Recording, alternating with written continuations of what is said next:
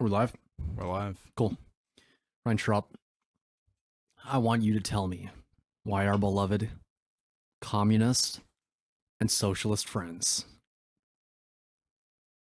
tell them why rent is so high.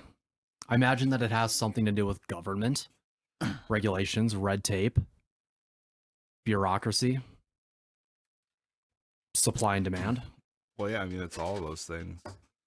Boom. I mean, ultimately, you want to make a little bit on the top, right? I mean, that's the bottom line. Mm-hmm. You don't want to be just providing this space for free. So, and it's a tough one. Like when you're owning a property and you're not there, you got to have a little bit extra just so that way you have, money for when something breaks. A lot of people don't end up fixing stuff when it breaks. Becomes a battle. So I can see why people don't like landlords, but I can also see why prices get high between regulation, what it costs to build. Like in California, it gets so high because per room it's can't even remember what it was, but I saw something $10,000 per room just in like red tape, let's say. That's going to drive up your cost significantly. So I don't even know what to tell you besides that. And it's never going to be cheap just because something that you use day after day. So how can you expect a roof over your head to be fairly cheap in comparison to everything else? But I mean, it's reasonable. People should be able to find a place to make it. Definitely. And the problem, as you said, in California is, as we said on, I think, episode 1 it was, where they don't expand the supply of housing or affordable housing. No, it's too expensive. Exactly. And you have these environmental groups that want to save like a native like species of snail. So then they lobby politicians not to build roads in developed areas. And if the supply doesn't necessarily increase, then of course prices are going to rise. Yeah, I mean, and it's the same principle all around. 101, exactly. Really. Yep.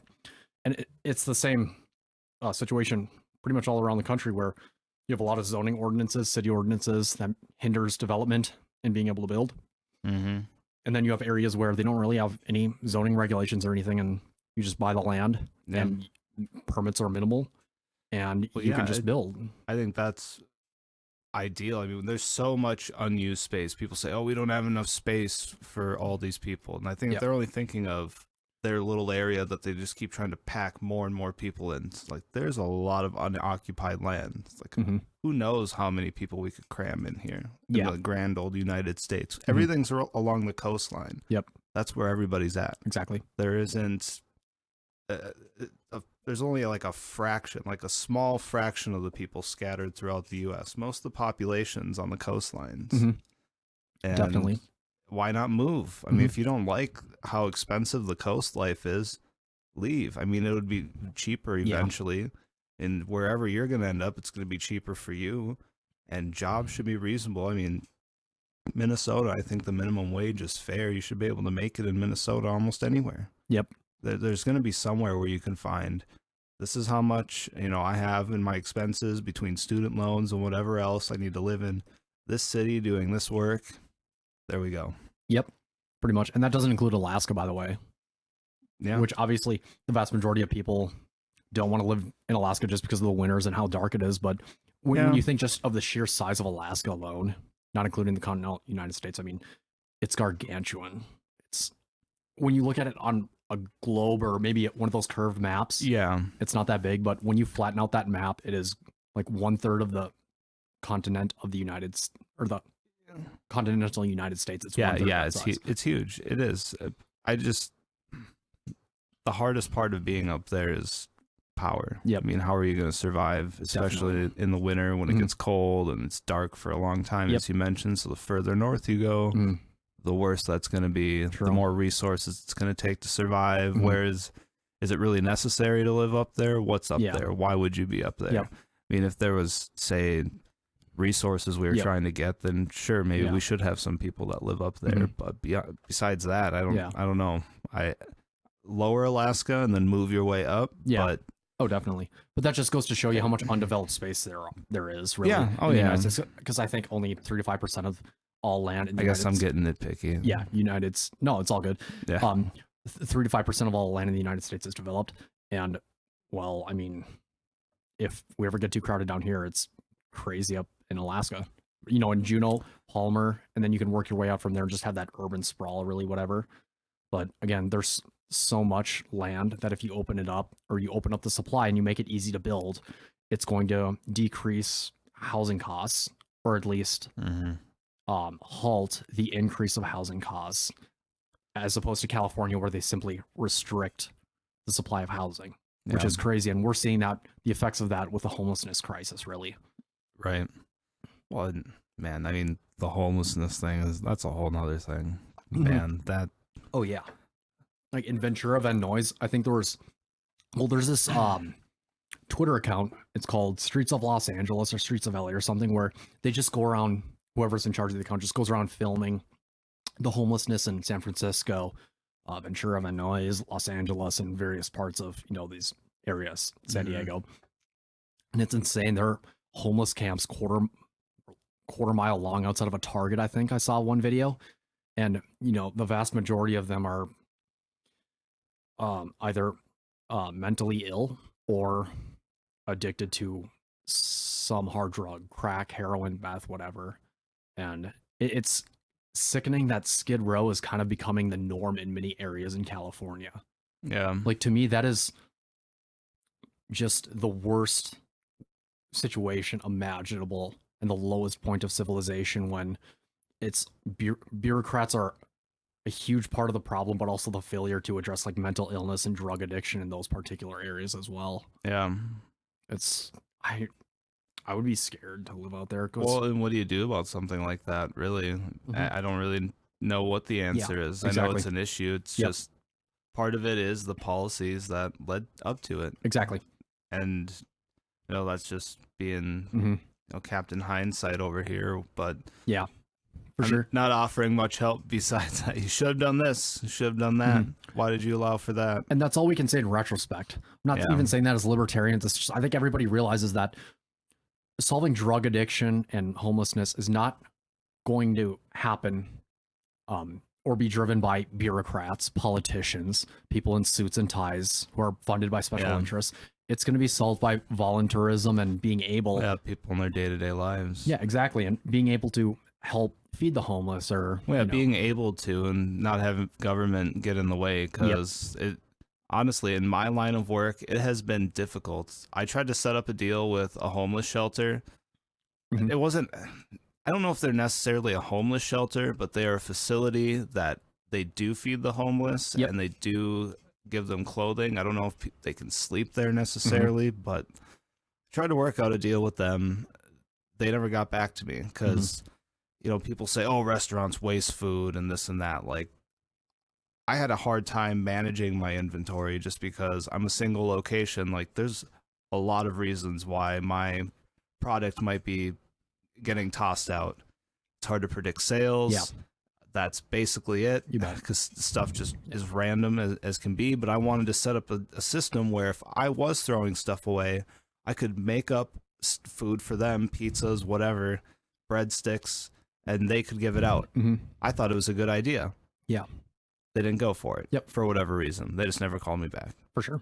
I mean, I called them a few times, but I wasn't going to hassle them over it. Definitely. I thought, they would have taken it if it would have been a good idea for them, but...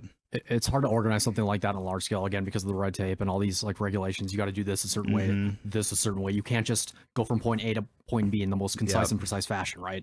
When I worked at Jimmy John's at Rogers for 5 days, and then I quit, of course. Yeah, because retail and fast food like doesn't work. Can I stop you right there? Of course you can. Taco Bell or John's? Which one was it? Taco Bell, sir. Taco Bell. Seriously? I'm gonna less than a week. I'm gonna last less than a week. Not even a day. You're gonna be back there. They're gonna be showing you this shit. They're gonna have you watching the videos, and you're gonna say, "Nah, fam, for me." It's gonna be some VHS from the mid '80s. Some guy in a stash in like one of those. It'll be updated bright more white than shirts that. with like the thin blue linings down it, and I'll be like, "Fuck this." It'll be better than that. But you're gonna go back there, and you're gonna see the shit, and you're gonna smell it, and you're gonna say, "No way." Yeah. And especially because you're used to being on your phone, and if you have to sit there, I can't imagine you standing at a line for multiple hours. No. And just grinding it out. No, absolutely not. Because what if you missed some big event that happened and all the dank memes that are going to be coming out in the moments after? I gotta be at the tip of the spear, man. Kobe Bryant dies. You're on the line. You don't find out until hours afterwards, and you're just like, all these memes I wasn't a part of. Because memes, they have a short lifespan sometimes. They come and go. The fucked up aspect about that is I would genuinely have regret and feel sadness in my heart that night if I missed out on a wave of fresh and hot and asterisk stolen, I might emphasize, memes. Yep. Of course, because nobody creates their own nowadays, apparently. The great I would genuinely be sad. But no, when I worked at Jimmy John's and Rogers for, again, 4 or 5 days, whatever, the amount of food that's left over is insane. And I realized how much bread I was getting, like those big, like fucking whatever, those uncut, baguettes or like huge things of bread or whatever. And what I realized was I can just take these huge things tonight because I think I got off my shift like 7:30 or 8 or something like that. And I drove them to Minneapolis Falls, where I shoot landscape and go for walks and stuff. And I know there are always homeless people there. And I brought just a huge fucking thing of bread basically and just handed it out. Yeah. And I realized that I didn't have to consult anybody. I didn't have to, talk to any higher ups or anything. At the end of the day, my manager just said, here's a bunch of extra food that didn't get used. Just take it. And I'm not going to be able to eat it all. Combined, it would probably be like 12,000 calories or something ridiculous. Yeah. So I handed out food to the homeless, and they're kind and nice and benevolent human beings and everything, and it gave me a sense of fulfillment, not just because I performed an act of voluntarism, but because I didn't need to ask for anybody's permission to fucking do it. And I realized that on a collective, like, large scale, it's incredibly difficult to do that, because that's when the red tape starts to come in. Yeah. Bureaucrats, and obviously the case in Florida, that 90-year-old, 93-year-old chef or cook or whatever feeding the homeless, and he didn't have the proper permits, and the officer reluctantly but still placed him in handcuffs and fucking arrested him. Yep. Yeah, because the law says, it's exactly. It's bullshit. Yeah. That's crazy ridiculous. No, I hate it. It is insane, because why is it that, I mean, I guess I should say I do know why, because there's a chance of poisoning, because you wouldn't want somebody that's just saying, hey, come grab all this food, and all of a sudden you spread this virus that's going on. Yep. Is it really the coronavirus? Is that how you say that shit? Yeah. Kung flu, actually. Kung flu. You say that right, J-Rick? Honestly. But I could see that, just because you wouldn't want that to all of a sudden just boom, 100 people have it just like that. Then how do you combat that? Exactly. So that's a tough one. Yeah, it is a tough one, and I don't want government to get involved with very many things, and I think that's where we need to have Logan come on, and I want to butt heads with him, because he's like, I feel like this is where government's necessary. Yeah, I'm say, you know what, dude, no, definitely. And fucking Gary. Yeah, I want to. There's times where I just have to bite my tongue, and because there's a lot of times I just want to say, fuck you, dude, fuck you. Yeah. Just because. Yeah, just because you think he's so wrong in something. Yeah. Well, because he's just like, would you take back take the money that if there was forgiveness, say there was a kickback and you were going to get money, would you take it? I'm just like, yeah. Well, yeah. I'm just like, would you take your tax return back? It's like, it's the same thing, in my opinion, because they take all my fucking money. It's like, here's some of it back. Yeah, for sure. So yes, I would, because they stole a shit ton in my income. So why not? Yeah. I mean, it's interesting when people try to play it off as though if they were in power, if they were politicians and bureaucrats, they'd say no to special interests and lobbyists. Like, they're quick to say no to them. But if you're in that position of power and somebody's offering you a fuckload of money to vote how you were going to vote anyways, everybody's going to take it. Yeah. We're not trying to put ourselves on pedestals and say, oh, well, we wouldn't. It's like, well, if you're in that position, of course you're gonna. It's not like I'm gonna vote Elizabeth Warren all of a sudden. I'm not gonna be bought in that sense. But if that all did happen and I were to be receiving a handout, I'm gonna take that handout. I mean, why not? It's human nature. It really is. Because I have debt. I could wipe more stuff out. It would just make me more powerful. That's how I would look at it. Yeah, for sure. And I mean, I could not, but then if I leave it in government's hands, what good is that going to do? True, definitely. Yeah, it's buy a Tesla, baby. Oh, dude. Oh yeah. Model S 75D. By the way, I'm still pissed my relatives didn't get me one for Christmas. Yeah. They're only like 70. What the hell? They're only like $74,600 short, but next year. Yeah. But yeah, it is a question where I think many people who have a lot of student loan debt, and just to briefly touch on this from episode 1, of course, Judgment Day, where we talk all about this in Judgment Fashion, of course. And then, well, yeah, it takes a lot to say I'm in debt because of my mistake, and I don't want it forgiven. I want to bust my ass. I want to pay it off, then that's it. Just be done with it. Instead of saying, "Oh well, we just want this massive wealth transfer, and I need to be bailed out." And that's kind of a welfare mindset. Well, yeah, and it's very unfortunate. It's very sad, actually. It is, because you're not taking responsibility. You're not owning it. It's benefiting you think, but you're ultimately benefiting the people that gave you the loan, because they're the ones that are going to be getting the ultimate payout. Yeah. It's not that you're going to receive anything. Yeah. They're just going to wipe the slate, and that's it. And then you don't have to worry about it. But magically wipe the slate.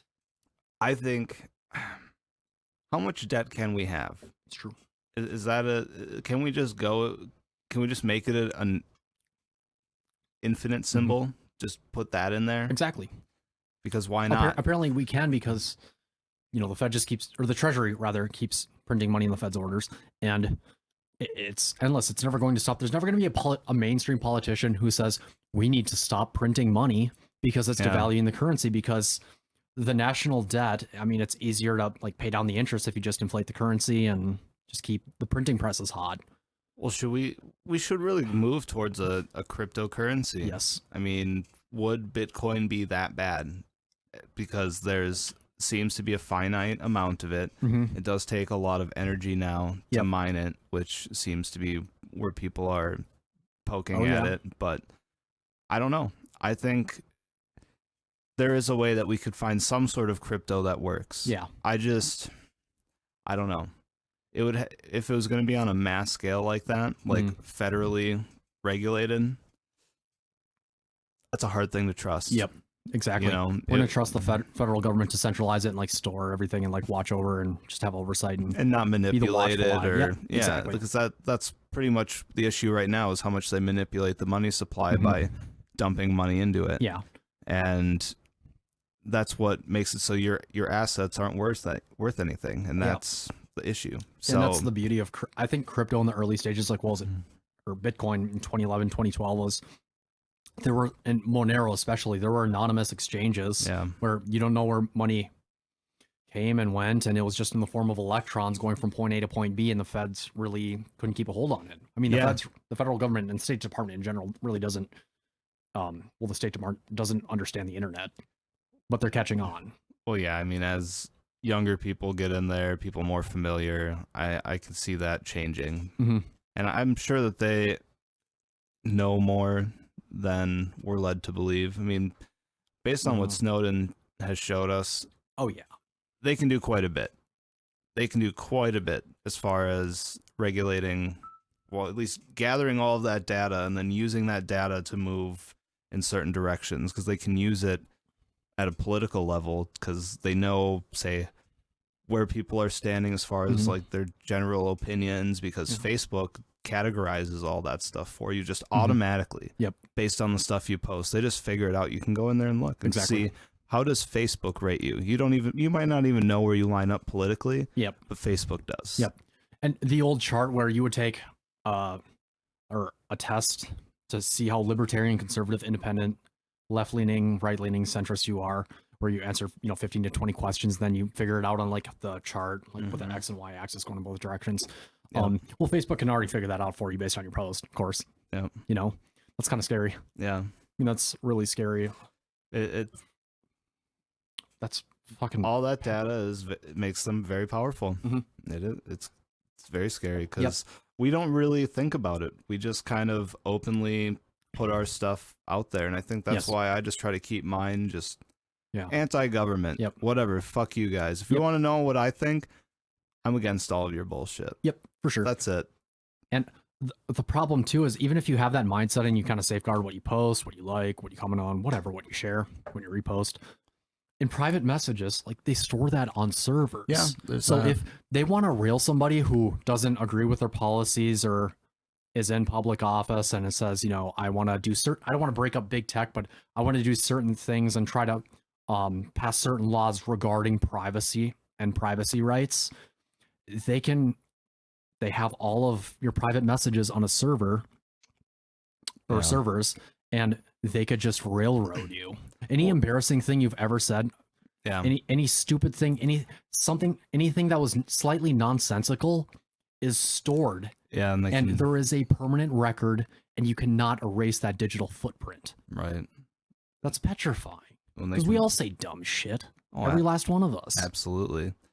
Well, and to be judged by our worst mistake. And you can see where that really goes when you look at China. You can see where they take that, where they give you a score based on how you behave. Social credit score. It's straight out of Black Mirror. It is. That's fucking... It's straight out of Black Mirror. What's going on in China now? I'm sure they made that episode based on... Yeah. Oh, they got what they heard. Well, because I had heard about that. They were introducing it, and it is live, and now you've seen how it's affected people. They can't fly or do certain things just because of their rating. Yep. And we as libertarians, voluntarists, whatever, minarchists, just that whole umbrella of libertarianism, right? Yeah. We always talk about how efficient or inefficient government is and how ineffective it is, which is true.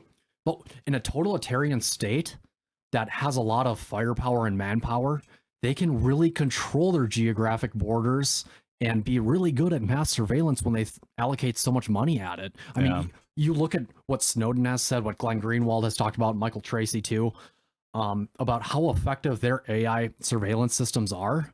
I mean, we saw all the protesters in Hong Kong. Some of them weren't just wearing bandanas to cover like the bridge of their noses and everything. Yeah. Many of them were wearing glasses too. Yeah. And it's scary to think that even when they're wearing glasses and bandanas in Hong Kong, just off mainland China, they can still kind of scan and figure out who you are in a timely fashion. Now, it's one thing if it takes weeks to figure out, oh, this person was here, whatever, we're looking at them on a camera and having a bunch of people look at them. Or even a day or so. Exactly. But when it instantaneously knows who you are, that's a fucking nightmare. And to think that, you know, corporatists like LeBron James and all these NBA stars who support something like that. Yeah, Steve Kerr, supports something like that directly and indirectly by saying, well, we need to be educated on this issue, when they know full well the Hong Kong protests, even on CNN and MSNBC, were being broadcast live. Yeah. It's just fucking pathetic. That show's crazy. That's insane. Yeah. I don't know what you do. I mean, that's the people versus the state versus the powers that be right there. And they're flying the American flag, and it's just, that's what really blows my mind about it. It's just how much they seem to appreciate what we have going on and what we have going for us. Like, I mean, as much as there may be faults, and I'm willing to agree on those faults, and we can try to do something about it, but we got to at least say it's not that bad. I mean, we can say there's a lot of good things going on. We just seem to think everything's just terrible here. Whereas then there's people all over the world that look up to us. Like, we got to realize where we're at in comparison to the history of the world, where everything's like, it wasn't even that long ago. You know, I like to bring this up. I've said it before. Not that long ago, shit was a lot fucking worse, and it's just ramped up. And here we are. We're just riding a big wave. So we're trying to figure it out. It's not like we've been doing this forever. Not everything's perfect, obviously, but give it another 20 years, we'll see it in our lifetime, how much better all this stuff gets. And it's just going to start going worldwide, because people will see us lead by example, and then all that shit's just going to, we just first need to realize what we've got. And I think we're losing that. And if we lose that, then there's just no chance. Yep, pretty much. That's what I think. Relatively speaking, obviously, we're not going to get fucking jailed over a tweet like that University of Minnesota student who's sitting, as far as we know, is sitting in a fucking jail cell in China for sending out a tweet that was critical, or post that was just moderately critical of the Chinese government. That's scary to me, that they were able to locate him and everything. And then goes back to China and gets arrested. And it goes back to the point that Larkin Rose, Adam Kokesh, many libertarian activists make is that government obviously is arbitrary and violent, but not all governments are equally bad, right? And no. that's what SJWs and I think quite a few liberals try to state is that, oh, well, we're just as bad as China when it comes to this or this. We have mass incarceration, which we obviously don't agree with. But China, they don't understand. China and North Korea are totalitarian states, and China's just really good at it. We're not in a completely totalitarian state here. Yeah. And that's just the truth of it. And it's the same, those same people like to say that America's the standard of patriarchy. Like America's just holding women back. And they never stop to think women are atheists, women and atheists and gays as well in Muslim majority countries are treated atrociously. They have zero, they have like no rights. They have zero fucking rights. I mean, I think it was a year and a half or maybe 2 years ago, Saudi Arabia allowed women to drive and go to movie theaters. Right. Wow. Women have had that right here and in Canada and Western civilized countries forever. Yeah. And they like to cite the reproductive rights issue as women are just being chained and held back when they don't even think about what women are going through in Iran, Saudi Arabia, United Arab Emirates, Malaysia, and many of those places. So what do we do? What do we do about the cis white male patriarchy here? You're a white male. What do you even know? I shouldn't even be asking hierarchy, you. Right? Yeah, obviously. You get all the privilege, right? Everything that I have because is because I'm white. Yep. Obviously. I mean, that's just a given. Definitely. Case solved. I mean, God, don't look at my time card or anything like that. That doesn't represent jack shit. It's fucking ridiculous. Well, it kind of is. Yeah. Pete Buttigieg, when he makes these tweets about Mike Pence hating gays and coming out against gays and wanting to persecute and like nail gays to crosses and just saying all this shit that Mike Pence, even though he disagrees with homosexuality because he's an ardent Christian, obviously, from Indiana, even though he disagrees with it, he has said none of those fucking things. Yeah. You know? And I'm not saying he wouldn't be fucking Voldemort if he got into office, if Trump or somehow got impeached, which is for another episode. But if Mike Pence got into office, it would be more war, but he wouldn't come out and, like, you know, persecute gays on a scale that, or even close to what Hitler did with Jews or Stalin did with the Slavs or, you know. Right. That would just not happen. Yeah. I think it would be more of you would know he doesn't agree with it. Nothing would really happen. Life moves on. And especially because he can't change things on his own. Exactly. And there's going to be people that are going to slap it down all along the way. And it would just become this battle. And that would be it. Nothing would really happen. Because that's the way our system is. It doesn't move unless there's a majority of people agreeing on it. Exactly. That's it. But the left wants to make it sound like it's apocalyptic and cataclysmic and like this is going to end the world. Just like we saw with net neutrality. Remember when net neutrality... the whole Ajit Pai or whatever in the FCC, the left was saying the internet's gonna die, everything's gonna become super expensive if net neutrality dies. Oh my god, like there's gonna be an asteroid hitting the fucking land and we're all gonna die, and the internet, we're gonna have to pay for this site more to get faster speeds and everything, and then if you want to go to this site but you don't have the money, you're not gonna be able to have access to those higher speeds. And what turned out was everything's pretty normal. Everything's pretty much the same. There's no change. My rates have been going up, but I think it's also because I know wages go up year after year because of different legislation. Yeah.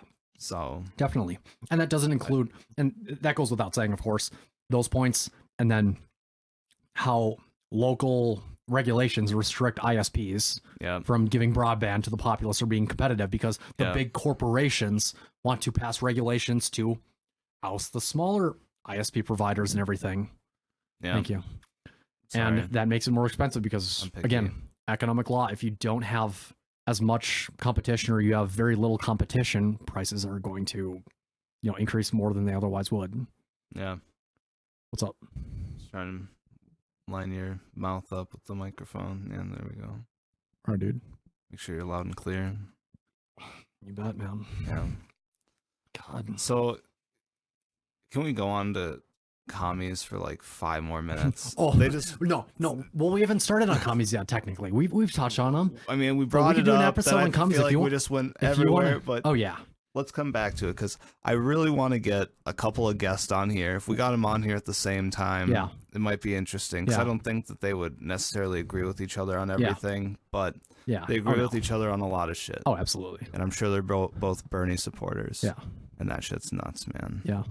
Well, we could do an entire series of episodes on communism and socialism, but mainly communists and socialists, and how they gather, how they organize, what their views are collectively, and what happens if you don't share their views, but you still want to stay within those groups or that circle. If they're in power, they say, "Oh, I'm going to be this, and I'm going to be that, and I'm going to be, the color coordinator of this." It's like, you think that's going to be a position for one. 2, how do you think you're going to get that position? It's going to be the same thing as real life. Yeah. There's going to be a bunch of people gunning for it, maybe more qualified, and you didn't get the spot. Exactly. Now what are you going to do instead? Blame the system, man. We got to burn capitalism and like the capitalist society and the patriarchy to the ground.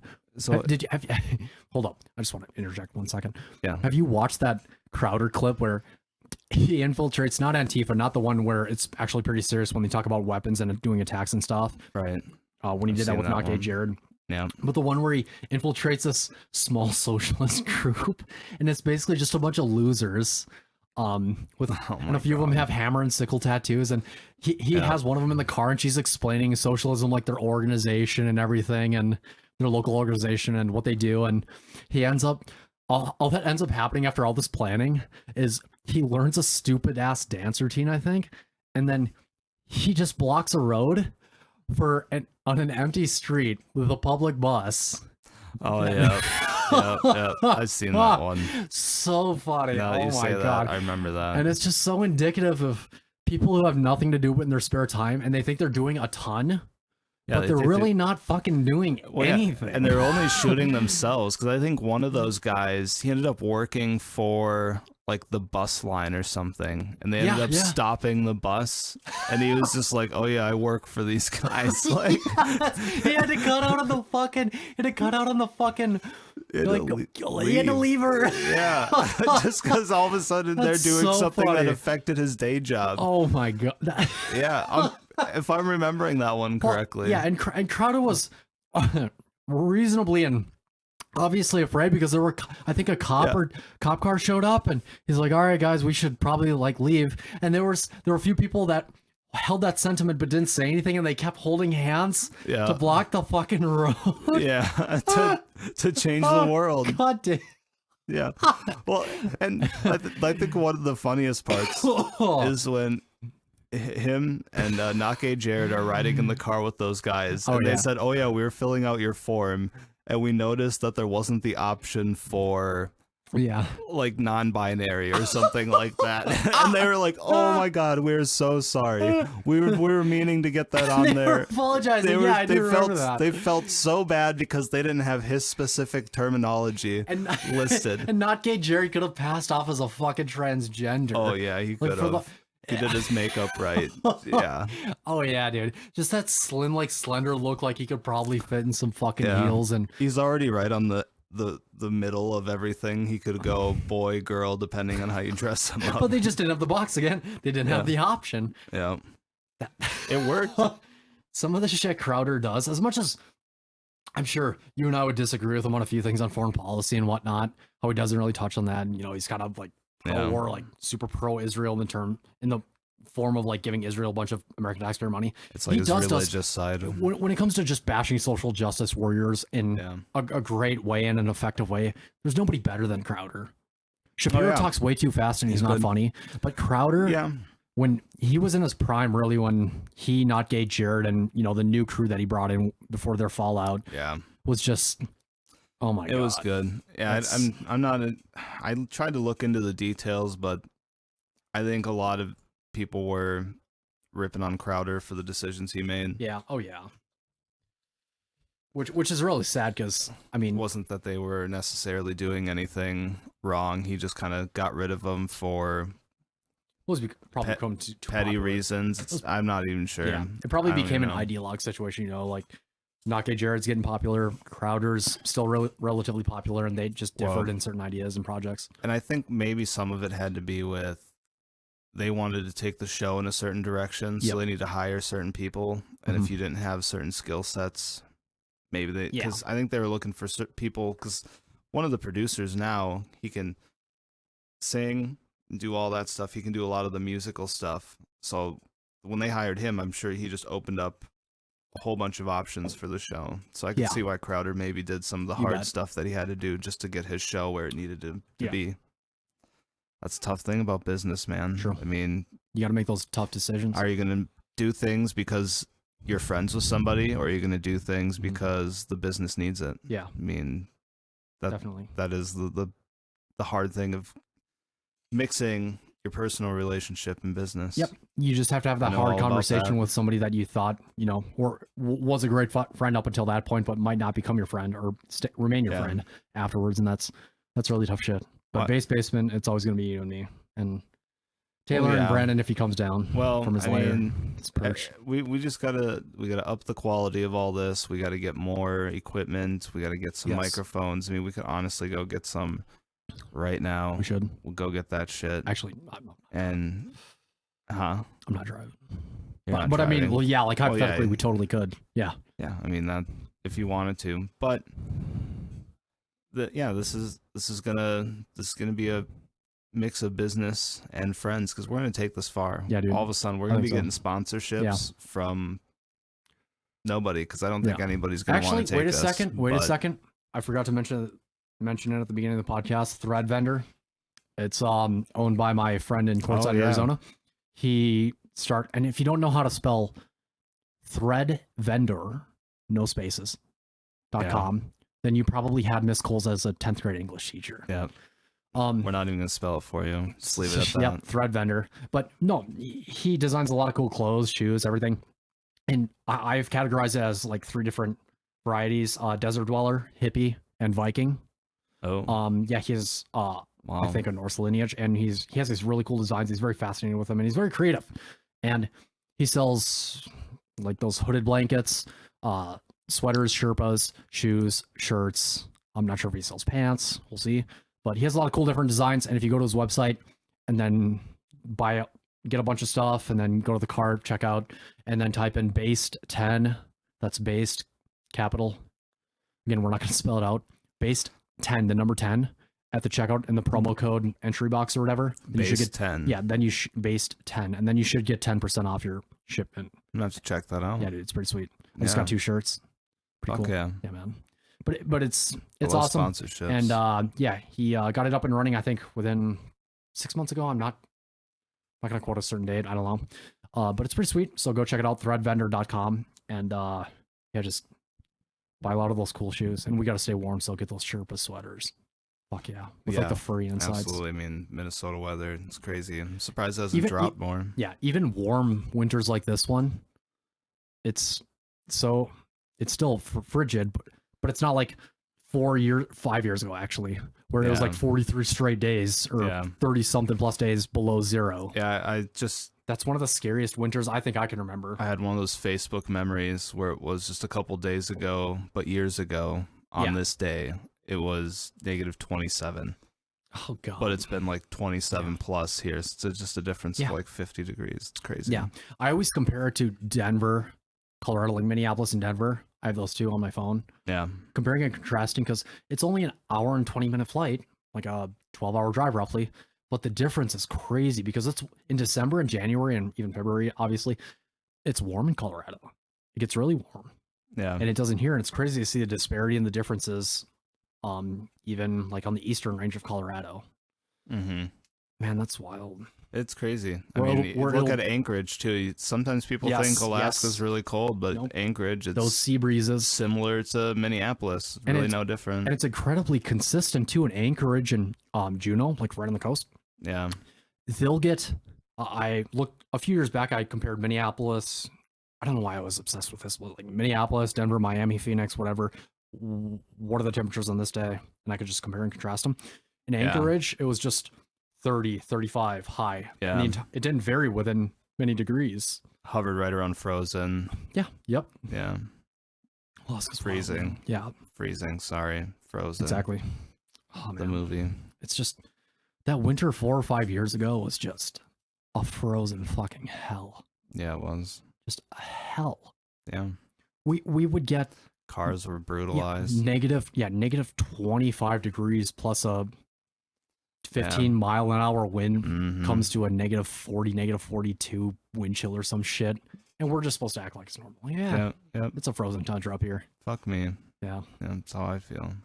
It's just normalized, right? But we try to rationalize it through, snowmobiling, which is becoming more irrelevant in Minnesota anyways because we don't get enough snow. Well, it's not like the Upper Peninsula of Michigan or Montana. This year, people are milking it for all it's worth. I see tracks all over the place. Yeah. I've been out a few times. And yeah, we in Wright County especially, there are a few ditch bangers every now and then, but we don't get enough snow and it's just dirt tracks. It's not worth investing in. I mean, but if you can find an old sled, they're not hard to work on. They really aren't. You can get one for a few $100. I mean, we've been fixing ours up. We did so much work on mine. Yeah. Okay. Yeah, it's like brand new. Nice. All of a sudden. Polaris? Yamaha 600. All right. It's not too bad. I mean, we do have a Polaris XLT. It's a 3-cylinder. That thing flies. Easily, you can get going 70 miles an hour. Nice. I've had it up to at least 90 plus. Yep.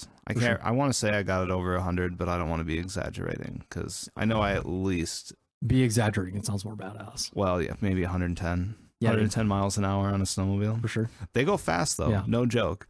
They can stop fairly quick, but I don't know. I was on a road and I knew it was just going to be flat, easy. Like, wasn't worried about it at all. Definitely. Because you don't want to be going that fast in a ditch because all of a sudden you hit a bump and then you're flying through the air and you're dead. Oh, yeah. And you have both legs on one side of the sled because you hit a fucking pressure ridge or a... Yeah. It's sad because, I mean, I don't want to really bring this up, but man, Jacob Bills, rest in peace. That was a hard loss. I remember that funeral.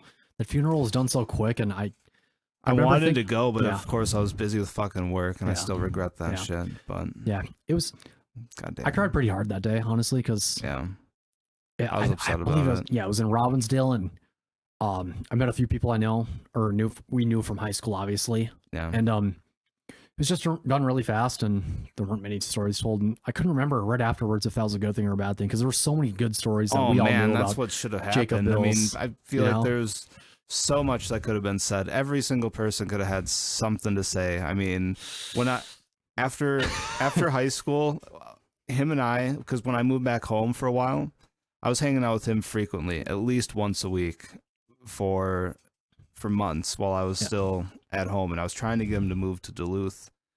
I wish I could have pulled him out. Yeah. But it's just, I don't know. There's so much you could say about that guy. That's just, he's hilarious. Christ. I mean, the one thing that I can remember is when he blew bubbles with his fucking tongue. And for the talent show, he goes up on stage and he just blows. I try to do this. He made me practice it. He got me going on that. So I still do it to this day. I'm not as good as he was. He could just have a bubble. Just whoop. He had a bubble pop out and just fall down to the stage. That was his talent. Kid is just hilarious. Well, it's just... He could quote Team America World Police word for fucking word. And I thought I was badass being able to quote Team America when it came out. And, I saw it in 8th grade, 9th grade, whatever. Yeah. I go into the halls and the locker base. Yeah. And he's fucking quoting it to people, quoting it to like Joel Peterson, like Brett Ward and some other people. And it was just fucking hilarious. I was like, wait a second. I saw this movie 3 fucking times in theater. Yeah. And he's out here just quoting it, like just rattling it off, like it's nothing. He just loved it. So he had such a non-politically correct, non-PC sense of humor. Yep. And I grew up watching. I grew up watching Martin Lawrence, Dave Chappelle, Richard Pryor, Bernie Mac, all those guys. And but he, out of anybody, really, he didn't actively push me, but he just kind of gave off those vibes like, I don't give a fuck. I'm going to say whatever's on my mind, and it's going to be funnier than all hell. Yeah, he was good. Yeah. Yeah, man. And it's just, that's definitely one we wish we could have had back, Yeah. Love to have him on the podcast here. Oh, God. Love to have him on the show. Hilarious. He would do it. I would just give him the mic and the floor and just let him fucking rip everyone a new asshole. Yep. Even for somebody who had no sense of self-deprecating humor, if he ripped on you and you don't have a sense of like self-deprecating humor, you would laugh at yourself. Yeah. And you couldn't think of something to come back at him with. Yeah. And you couldn't dish it out because he just fucking roasted you. He toasted you. Mm-hmm. You know, even if you were his friend or weren't. And I remember environmental sciences with him. It was just fucking hilarious because there was this like one student, I'm not going to name her name, but she was super big and super bitchy for no reason, just provocatively. And I know exactly who you're talking about. I know you do. I don't even need to fucking say anybody. Yep.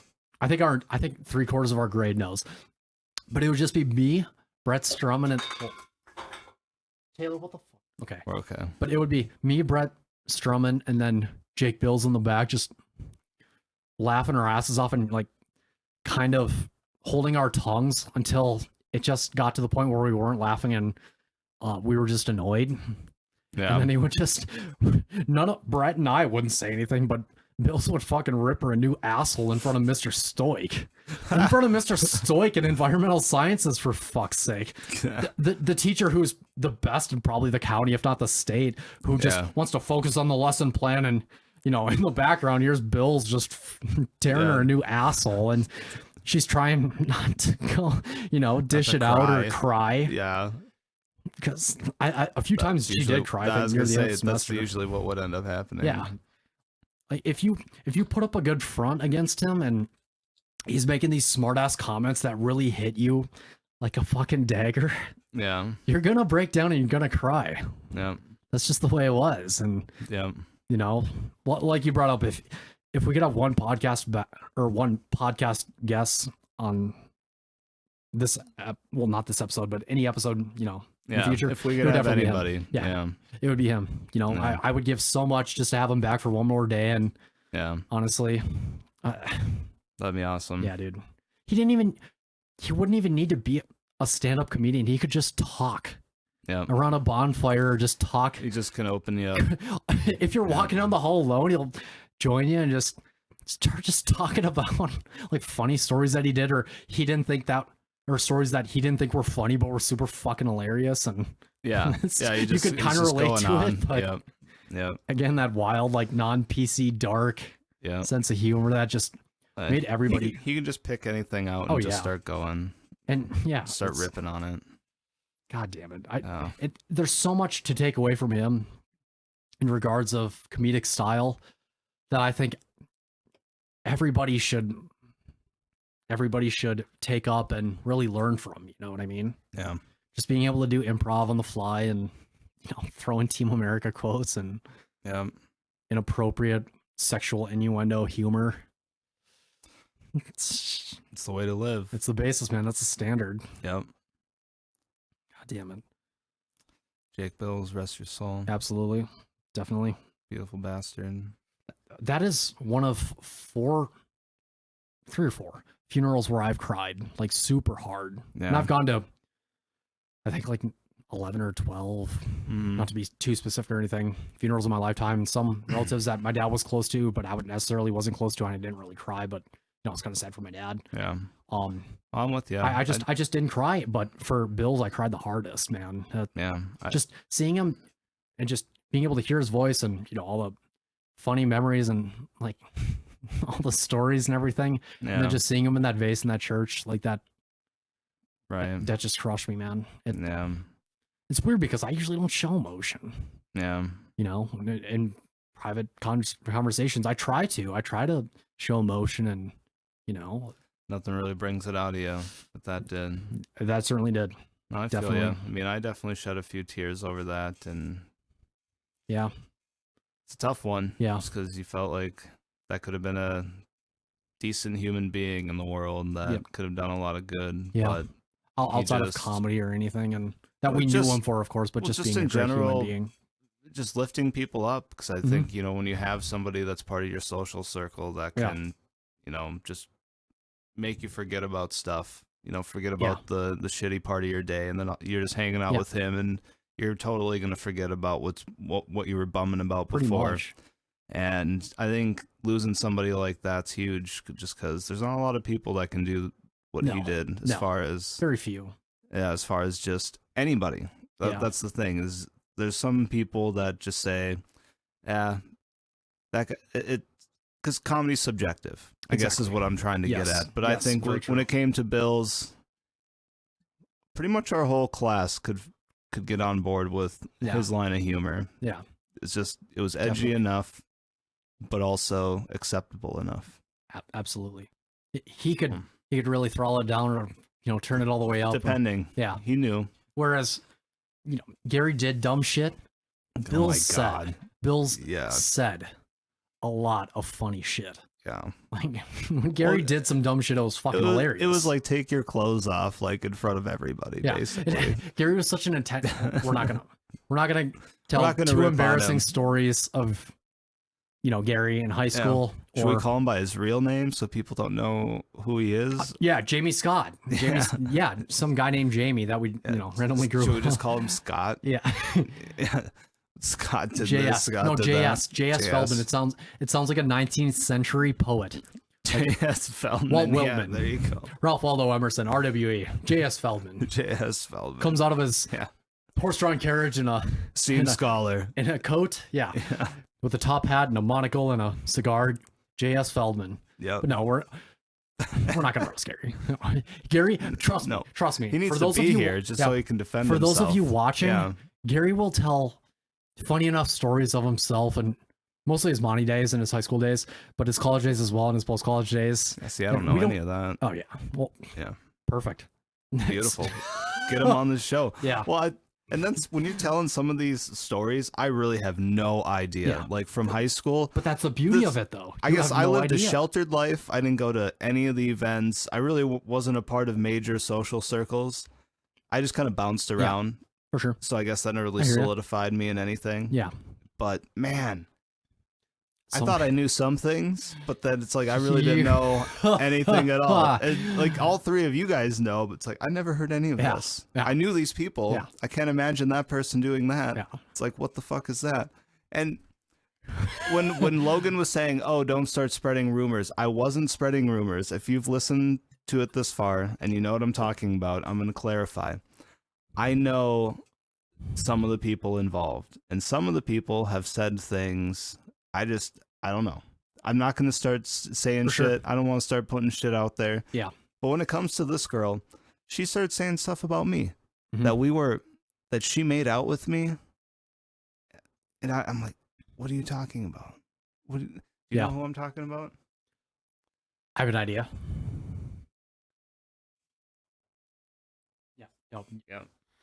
Yeah. With that. That's a heater. Yeah.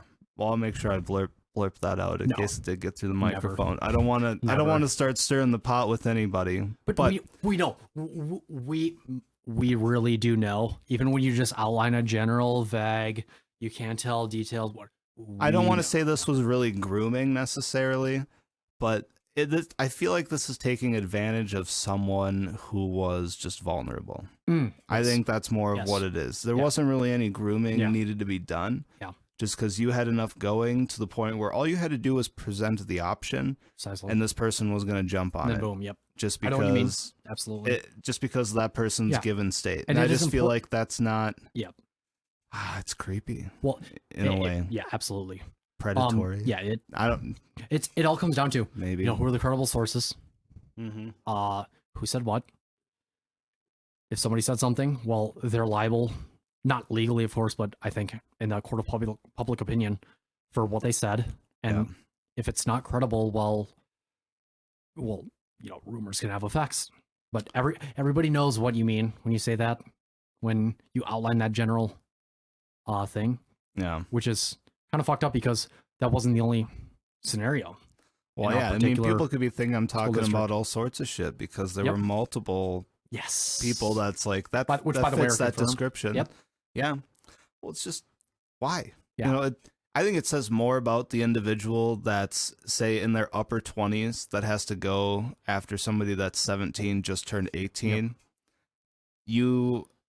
You're yourself can't get anyone your own age or closer. It's just really, I don't know. I don't get it. Yeah, it's like there's a bunch of factors. It's maybe a conglomerate or concoction of different like fucked up things going on in your personal life where it's just fucked up, and then you're in this position as a public authority or public authoritative figure, and you're put on this pedestal, and then the option, as you said, presents itself, which is a fucked up way of putting it as option, right? Well, yeah, but I mean, if you're okay, so the option comes about because you signed up for a job where you want to educate the children, and then the children that are coming on, you just become attracted to some of them sexually.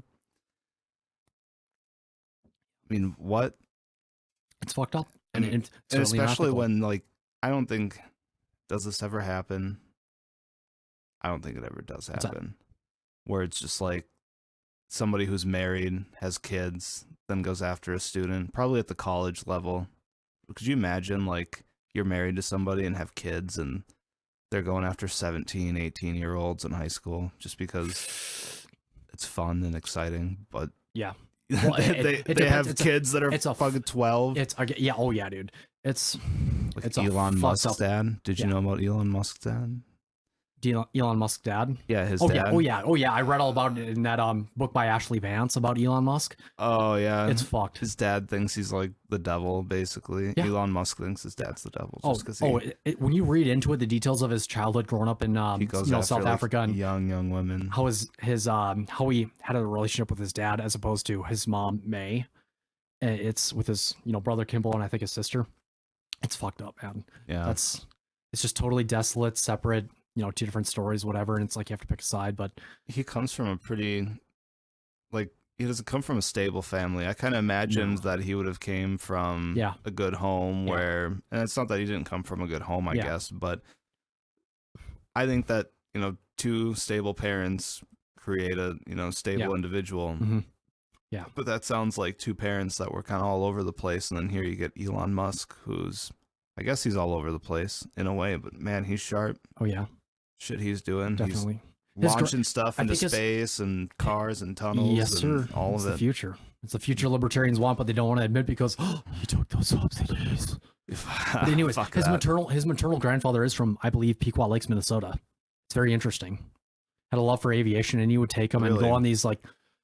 Oh yeah, it's outlined in the book by Ashley Vance, Elon Musk and the future of like Tesla, SpaceX, whatever. I can't get it perfect, but anyways, he would take his maternal grandfather would go on these expeditions in Africa, try to find like the equivalent of the lost city of gold and whatnot, and would come up empty. But he had that adventurous sense, and he just went along with it. And he's obviously an innovator, creator, and whatnot. And it's gone a long way. Yeah, dude. It's crazy. Dude. We went from talking to the how shall we say situation. Well, that's the what? That's the word. Yeah. The situation, the storm, the perfect storm at MHS cumulatively over the years to Elon Musk, and I couldn't be more prouder. There's only one podcast on which this can fucking happen is Basement. Yep. Episode 3. Honestly. That's right, man. Do you want to keep talking about Elon? Because I can fucking talk about it. We could, or we could cap it there because we're at like an hour. Pretty much. Are we at an hour? 58 and a half. 58, 34. Well, let's wait until an hour officially. Should we try to get it right on the dot? 1 minute. Can you keep it at 1 minute? 1 hour? Can you have 1 minute actually and closing statement? Seconds. Yes, sir. All right. Well, you have the floor. Do you want to take it from here?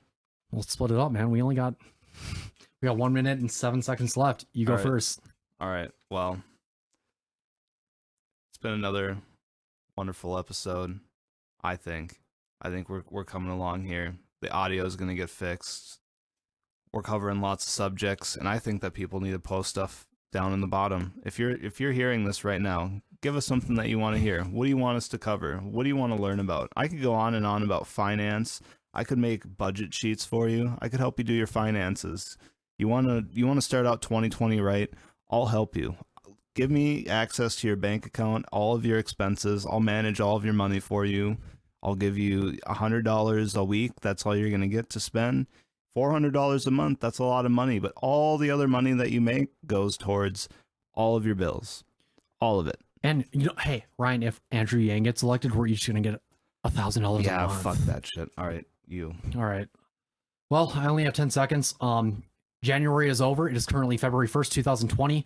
And we have survived the coronavirus, World War III, and Kobe Bryant dying in a helicopter crash. Rest in peace. Episode 3, Basement Podcast. Peace out, fam. Later, Dank. baby.